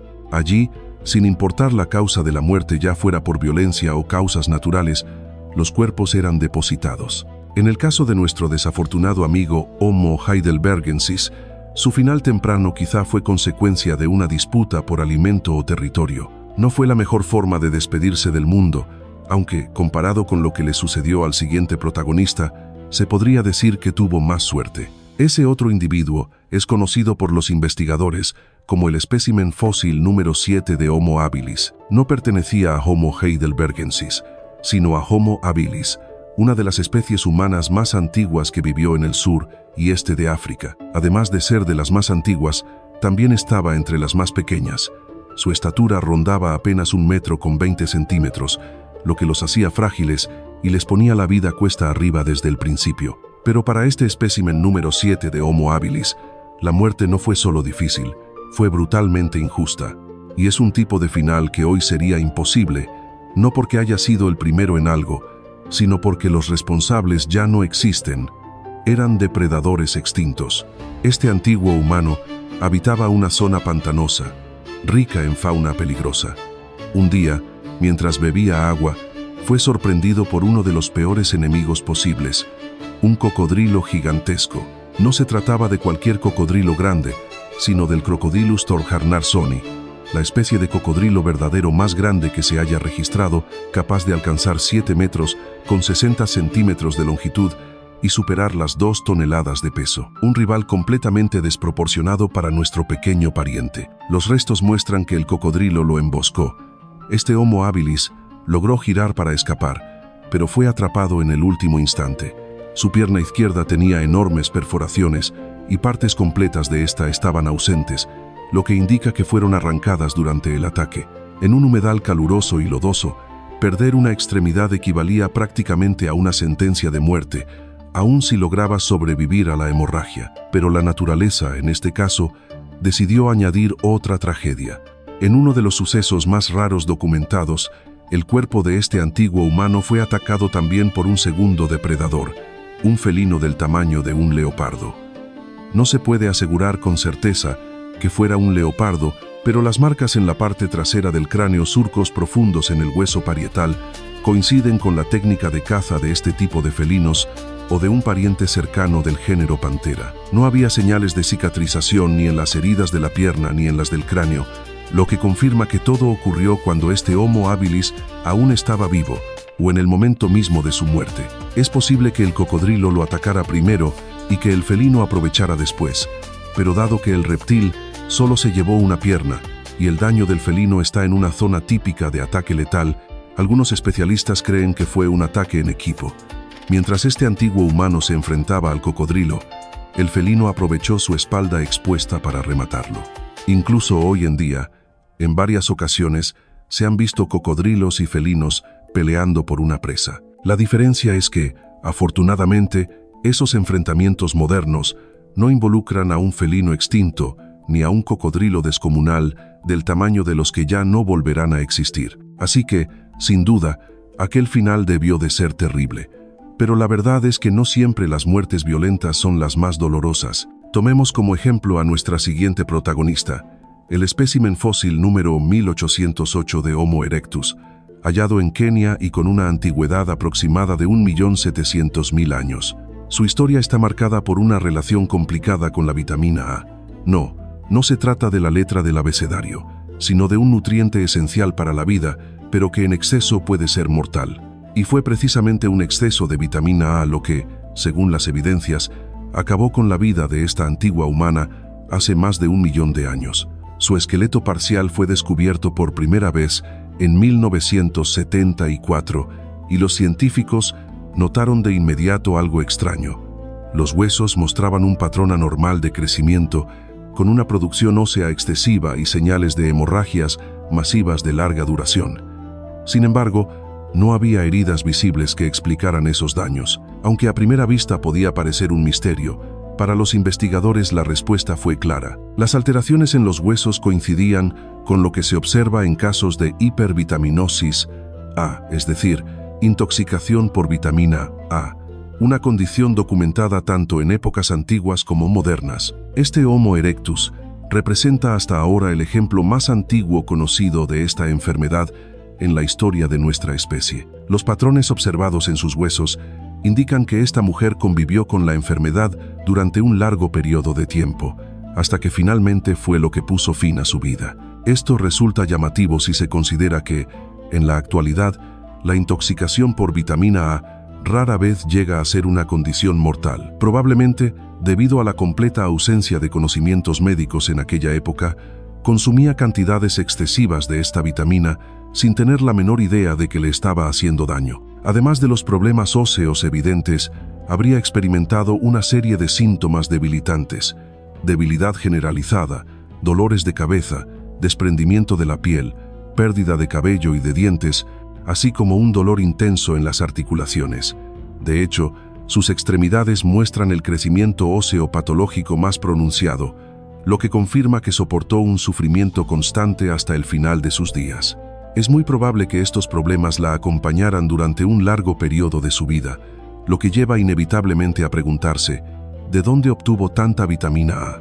Todas las evidencias señalan a un único culpable principal: el hígado de animales carnívoros, una fuente muy conocida de esta vitamina. En algunos depredadores actuales, como el oso polar, el hígado puede acumular tal cantidad de vitamina A que, en teoría, podría proporcionar a un ser humano el equivalente a 150 años de la dosis necesaria. Como era de esperarse, el no saber esto probablemente tuvo un papel decisivo en su trágico final.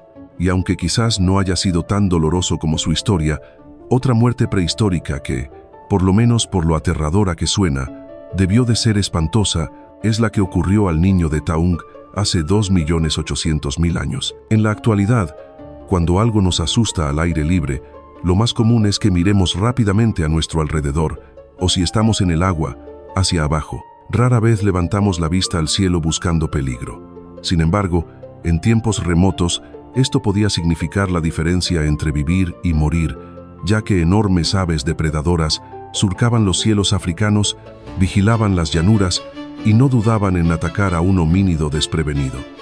En este caso, la víctima fue un infortunado Australopithecus. Aunque este ejemplo rompa la regla Homo, su rareza merece ser contada. El niño de Taung fue hallado con terribles lesiones en el rostro y el cráneo, incluyendo marcas de perforación en la base de las órbitas oculares y profundos arañazos en la parte superior de la cabeza. Llamativamente, estos daños son casi idénticos a los observados hoy en monos cazados por águilas, lo que sugiere que un ave de gran tamaño hundió su pico y garras en los ojos y la cabeza de este joven homínido, probablemente causándole la muerte de manera rápida, o al menos eso se espera, antes de llevárselo para devorarlo.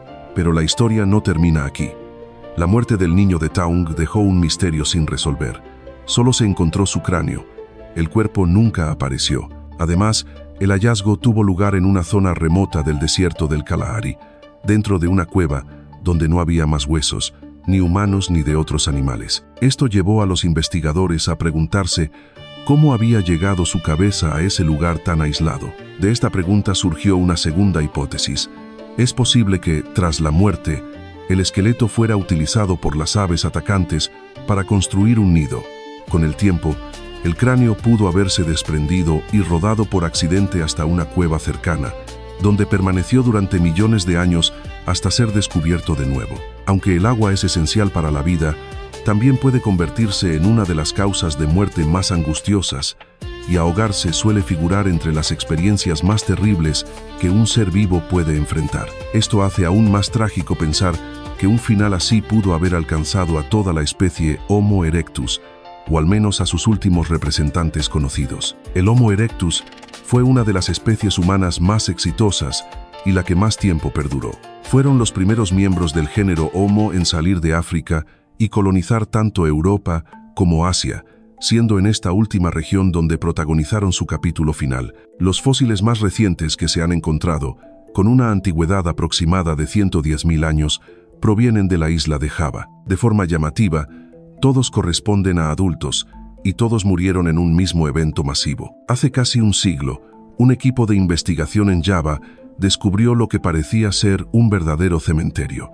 Más de una docena de esqueletos de Homo erectus, entrelazados y mezclados en un solo lugar. Al no hallarse señales de enfermedad, heridas graves ni de vejez, los especialistas concluyeron que probablemente murieron al mismo tiempo, víctimas de una misma causa. Pero ¿cuál podría haber sido? El tipo de sedimento que los envolvía llevó a pensar que una inundación había participado en la historia. Según esta hipótesis, las corrientes habrían arrastrado los cuerpos río abajo hasta un estrechamiento, donde quedaron atrapados junto con troncos y otros restos, formando una especie de tapón que, con el tiempo, se fosilizó. Esto no garantiza que el agua fuera la causa directa de la muerte, pero sí sugiere que los cuerpos fueron desplazados por la crecida. La teoría más aceptada hasta ahora es la de un ahogamiento colectivo, posiblemente relacionado con una erupción volcánica.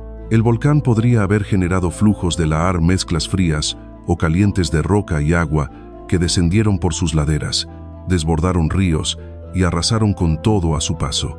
Se sabe que en tiempos recientes, fenómenos así pueden recorrer más de 100 kilómetros y matar a decenas de miles de personas.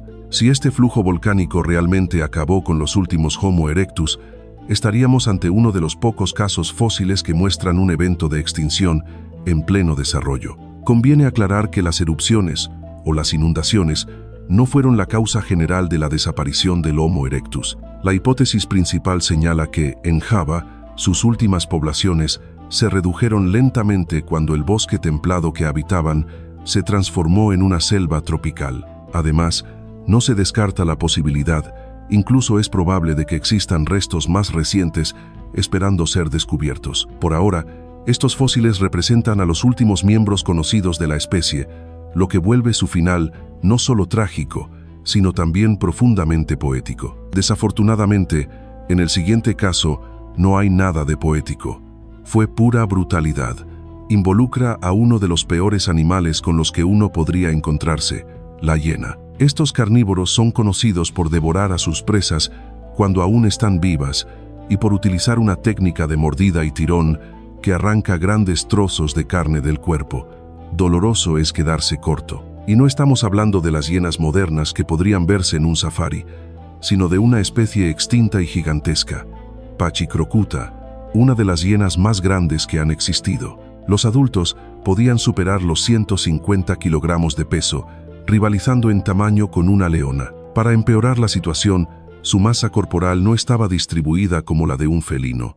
Tenían cabezas desproporcionadamente grandes, con profundas marcas musculares que delataban una fuerza de mordida monstruosa, capaz de destrozar huesos con facilidad. Un ejemplo estremecedor es el cráneo de Homo erectus, con cientos de miles de años de antigüedad, que fue prácticamente pulverizado por una Pachyrhocutta. Y no fue un caso aislado. Es solo uno de los más de 28 ejemplares hallados en el yacimiento de Zhoukoudian, conocido por albergar a los llamados hombres de Pekín, una subespecie de Homo erectus. Probablemente lo que no muchos saben es que, de esos más de 28 individuos, cerca del 67% presentaban marcas de mordida atribuidas a la hiena gigante. Y decir mordidas es minimizarlo. Varios restos muestran fracturas completas y destrozos que solo pueden explicarse como intentos de acceder a la nutritiva médula ósea o incluso de ingerir el hueso entero. A juzgar por el estado de los esqueletos, parece que fueron bastante exitosas. En sus primeros estudios, debido a lo extremo del daño y a la presencia de herramientas de piedra, se pensó que los Homo erectus habían habitado esa cueva y que los restos eran evidencia de asesinatos con fines de canibalismo. Sin embargo, tras analizar todos los huesos, incluidos los de otros animales, quedó claro que, al menos en parte, las hienas habían sido las autoras de esta sinfonía de muerte.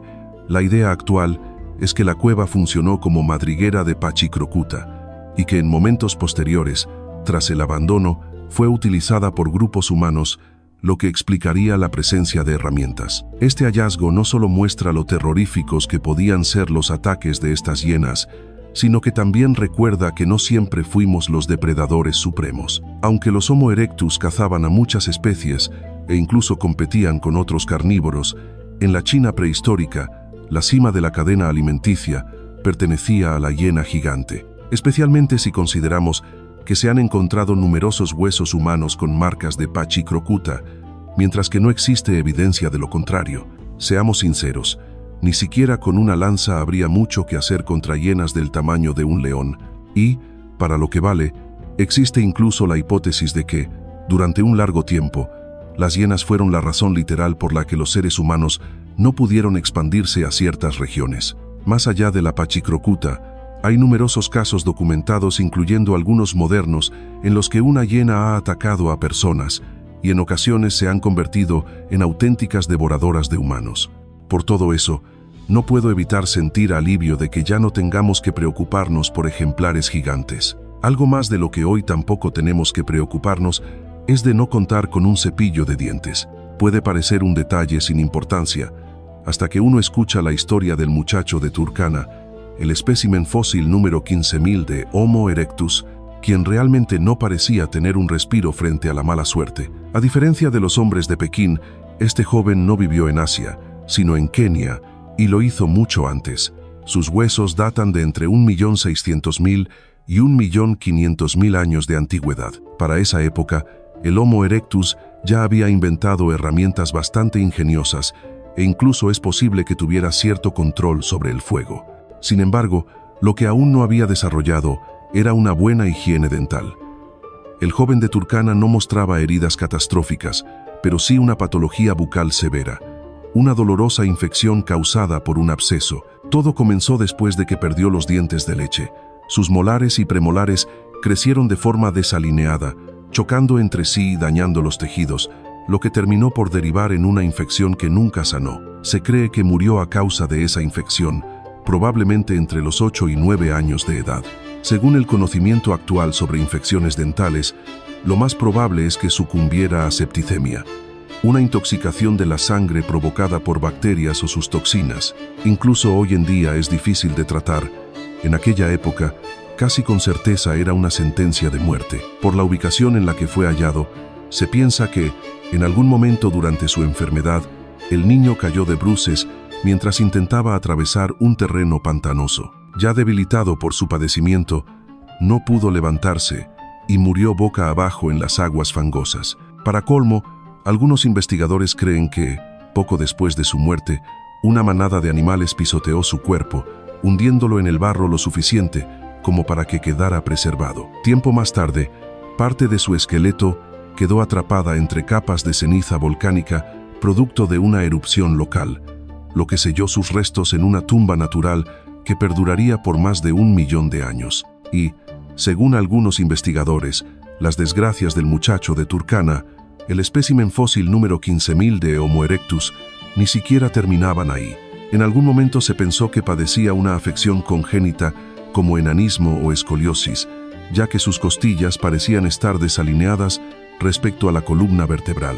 Sin embargo, con el paso de los años y el avance de la tecnología, esta hipótesis comenzó a perder fuerza. Un nuevo análisis reveló que, aunque probablemente no sufría de enanismo ni de escoliosis, sí presentaba una grave hernia de disco tan pronunciada que, en ausencia total de medicina y cirugía en aquella época, pudo haber sido como tener a un segundo verdugo acechando su vida. Dicho de otra manera, si la infección bucal no lo hubiera matado, la hernia de disco podría haberlo hecho, ya que le habría reducido drásticamente la movilidad y lo habría dejado sin capacidad para huir o defenderse de cualquier depredador. A lo largo de millones de años, nuestros antepasados enfrentaron peligros que hoy apenas podemos imaginar: depredadores gigantes, enfermedades sin cura, desastres naturales y tragedias tan singulares que quedaron grabadas en fósiles. Cada cráneo fracturado, cada hueso marcado, es un testimonio silencioso de un pasado donde sobrevivir era una victoria diaria. Y aunque Homo sapiens logró llegar hasta aquí, la historia de especies como Homo erectus, Homo heidelbergensis o incluso el joven de Australopithecus nos recuerda que la línea entre cazador y presa ha sido siempre tenue. Comprender sus vidas y muertes no solo honra su memoria, sino que también revela la fragilidad y la resistencia que nos definen como humanos. La prehistoria tiene de todo: extinciones masivas, reptiles gigantes, océanos primitivos, pero si hay un momento que se robó el show, fue la Edad de Hielo. Con su elenco estelar de bestias peludas, gatos con colmillos tamaño cuchillo y un desfile interminable de animales de cueva, parecía un spin-off gélido de la vida en la Tierra. Gracias a la cultura pop, la hemos pintado como una era de leyenda, remota, helada y completamente separada de nuestra realidad. Pero lo curioso es que, científicamente hablando, todavía estamos en medio de ella. Sí, la Edad de Hielo no ha terminado del todo. Mientras sigan existiendo enormes capas de hielo en ambos hemisferios, el planeta sigue cumpliendo los requisitos para estar oficialmente en modo congelador. En el relato profundo del clima terrestre, las definiciones sobre lo que constituye una edad de hielo no siempre han sido estrictas ni uniformes. Aunque existen definiciones más amplias, algunos especialistas consideran que basta con la presencia de glaciares permanentes, aunque sea en una sola región del planeta, para hablar de una edad de hielo. Desde una perspectiva formal, sin embargo, la comunidad científica sitúa el presente dentro de lo que se denomina glaciación del Cuaternario, una fase que comenzó hace aproximadamente 2.58 millones de años y que, sorprendentemente para muchos, aún continúa. La noción común de que la Tierra siempre ha estado cubierta por grandes extensiones de hielo es engañosa. A lo largo de su historia, el planeta ha atravesado periodos extensos completamente libres de hielo. De hecho, han existido eras en que ni un solo glaciar cubría su superficie. Para encontrar un mundo así, es necesario remontarse mucho más allá del inicio de la actual glaciación. Aunque el Cuaternario marca un punto significativo en la historia climática, ya existían regiones frías e incluso cubiertas de hielo antes de su inicio.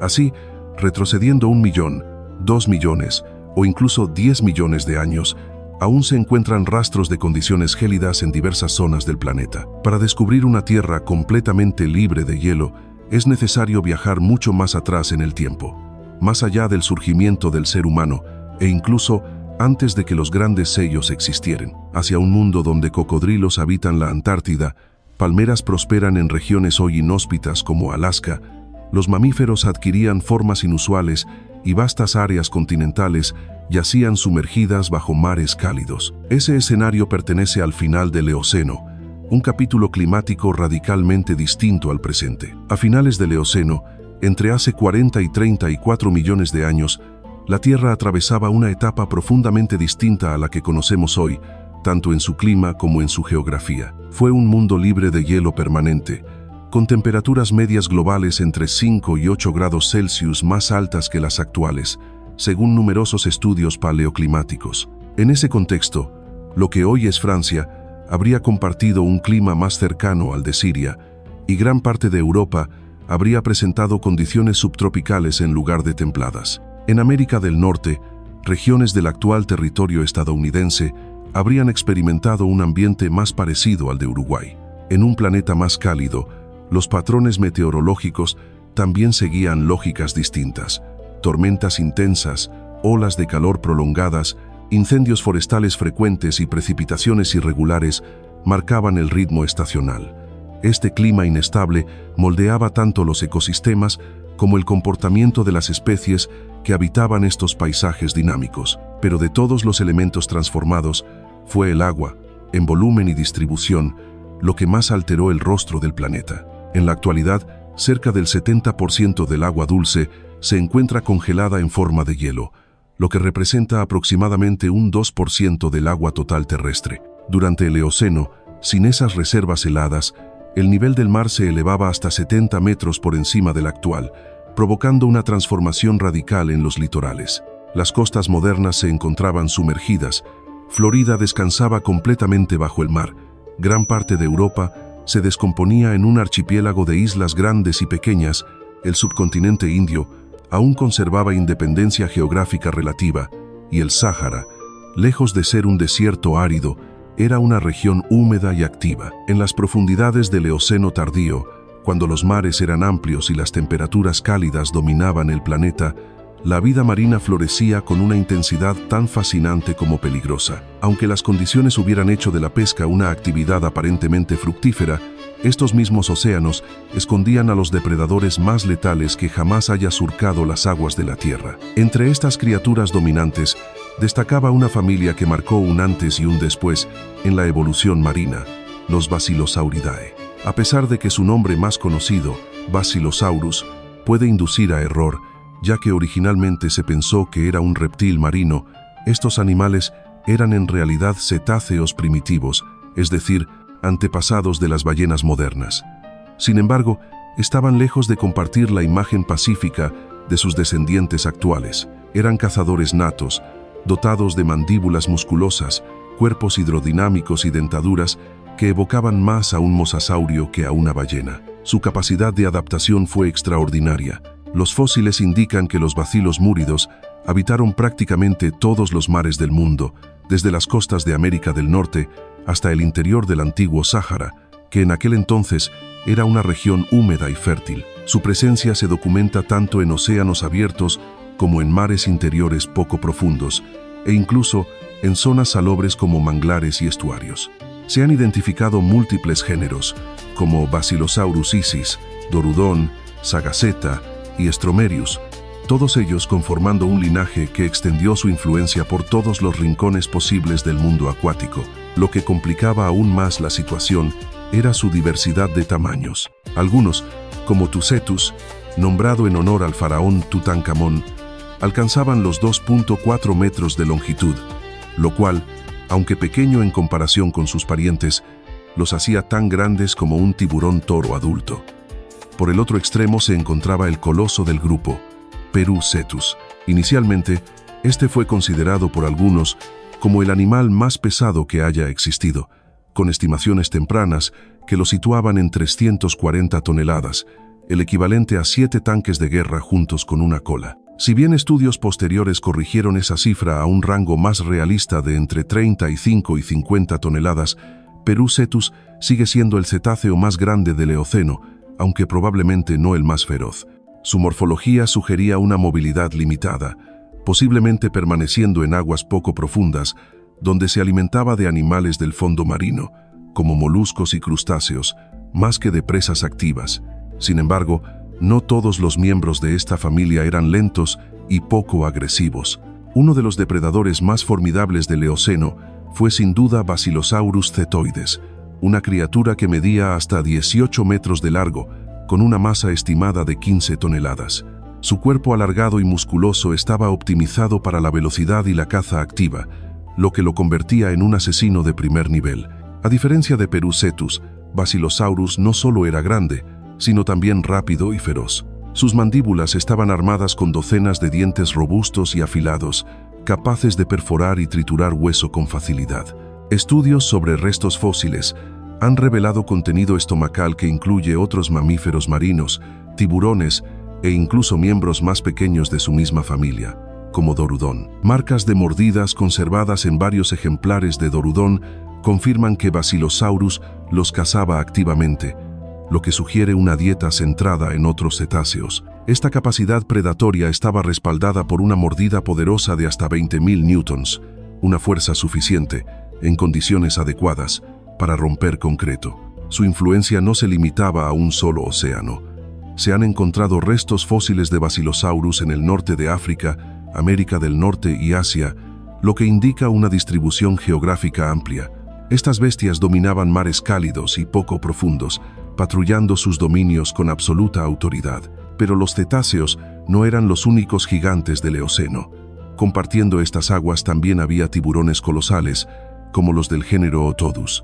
Aunque ese nombre tal vez no resulte familiar, es el mismo linaje que más adelante daría lugar al célebre megalodón. Durante el Océano, sin embargo, la especie predominante era Otodus obliquus, también conocido como Archaeolamna, un tiburón que alcanzaba los 9,5 metros de longitud, rivalizando en tamaño con las orcas más grandes registradas en la actualidad. Armado con mandíbulas enormes y dientes aserrados como cuchillas, este tiburón ocupaba un lugar alto en la cadena alimenticia. Su distribución era tan amplia como la de los bacilos múridos.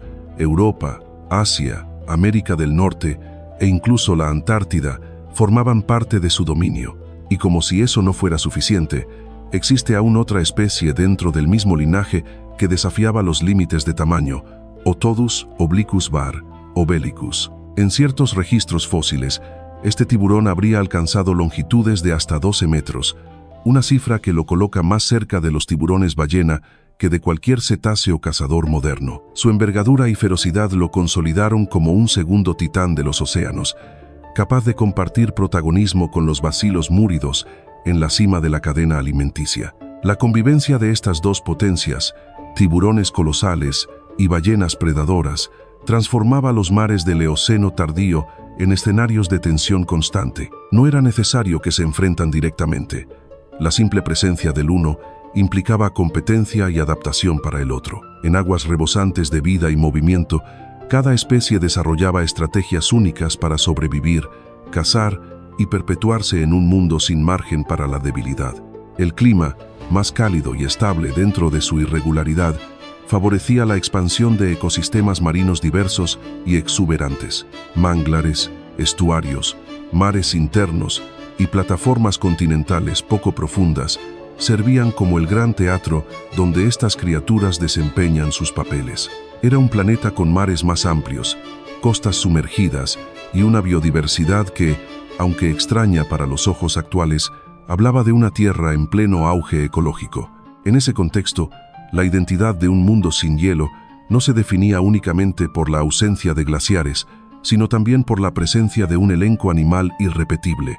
Cetáceos que cazaban otros cetáceos, tiburones que desmembraban presas con dentaduras de pesadilla, y un océano que no conocía fronteras. Cada criatura dejaba su marca sobre un planeta en transformación constante, sin necesidad de anunciarlo con estruendo. Hacia el final del Eoceno, mientras tiburones y ballenas modernas comenzaban a consolidarse como los dominadores marinos que conocemos, no todas las criaturas del pasado tuvieron un destino tan favorable. Las temperaturas elevadas de la época permitieron que otros grupos, menos familiares y considerablemente más inquietantes, prosperaran en los océanos. Entre ellos, destacaban las serpientes marinas gigantes, pertenecientes a la familia extinta Paleophidae. Aunque hoy existen serpientes de mar, ninguna se aproxima al tamaño ni al potencial predatorio de estos antiguos reptiles. Dos géneros resaltan por encima del resto.